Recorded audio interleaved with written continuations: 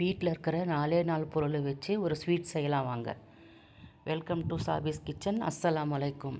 First நம்ம எந்த பாத்திரத்தில் நம்ம அதை செட் பண்ண போகிறோமோ அந்த பாத்திரத்தை நல்லா தண்ணி இல்லாமல் தொடச்சிட்டு ஒரு க்ரீஸ் மாதிரி ஒரு எண்ணெய் இல்லைன்னா நெய் போட்டு தடவிட்டு ட்ரை ஃப்ரூட்ஸ் நம்ம என்ன தேவையோ அது முந்திரி மெயினாக பாதாம் ரெண்டும் ஹாஃபாக கட் பண்ணி திருப்பி வச்சு நம்ம செட் பண்ணிக்கலாம் எல்லாத்துலேயுமே.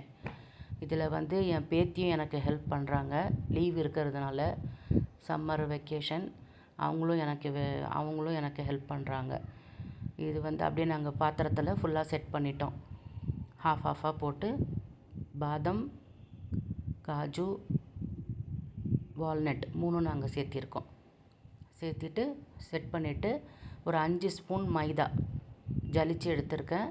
4 ஸ்பூன் மில்க் பவுடர் அதையும் ஜலிச்சு எடுத்துட்டு ரெண்டையும் ட்ரையாக இருக்கும்போது நல்லா கலந்து வச்சுக்கலாம். கலந்து வச்சுட்டு ஒரு 3/4 கப்பு நெய், எந்த பிராண்டு நெய் வேணாலும் எடுத்துக்கலாம். நான் ஆவின் பிராண்ட் எடுத்திருக்கேன். ஆவின் பிராண்ட் எடுத்து வச்சுட்டு ஒரு அடுப்பு பற்ற வச்சு ஒரு பேன் வச்சுக்கலாம். பேனோ இல்லை கடாயோ நல்லா திக்காக இருக்கிற மாதிரி இருக்கணும், அடிப்பிடிக்காமல் இருக்கிறதுக்காக. பேன் சூடான உடனே நெய் அதில் மிக்ஸ் பண்ணிடலாம். நெய் மிக்ஸ் பண்ணிவிட்டு நெய் சூடாகிற வரைக்கும் கொஞ்சம் வெயிட் பண்ணலாம். கொஞ்சம் வெயிட் பண்ணிவிட்டு இப்போ நெய் சூடாகிடுச்சு.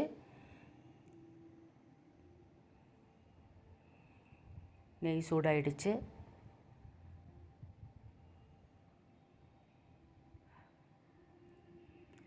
ஒரு கப்பு ஃபுல்லாக சர்க்கரை அளந்து வச்சுருக்கேன். கப்பு சர்க்கரையை எடுத்து அதில் கொஞ்சம் சேர்த்திக்கலாம். சூடான உடனே அந்த நெய் பேனில் நம்ம ஒரு கப்பு ஃபுல்லாக இருக்கிற சர்க்கரையை சேர்த்திக்கலாம்.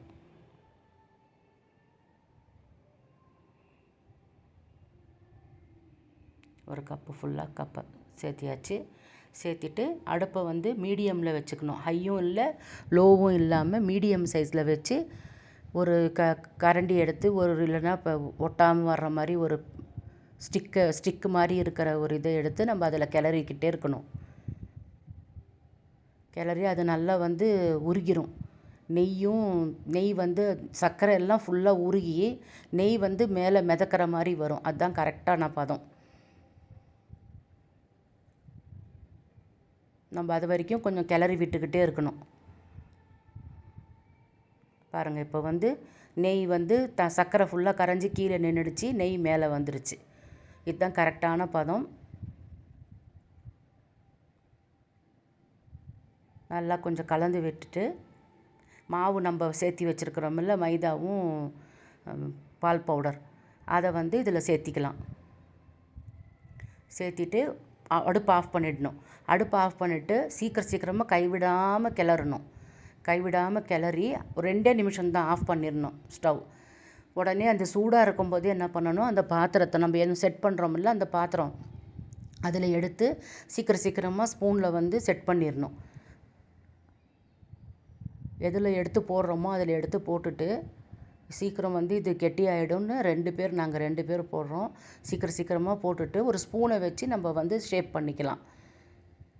ஃப்ளாட்டாக நம்ம எப்படி ஃப்ளாட்டாக வருமோ அந்த மாதிரி பண்ணிடலாம்.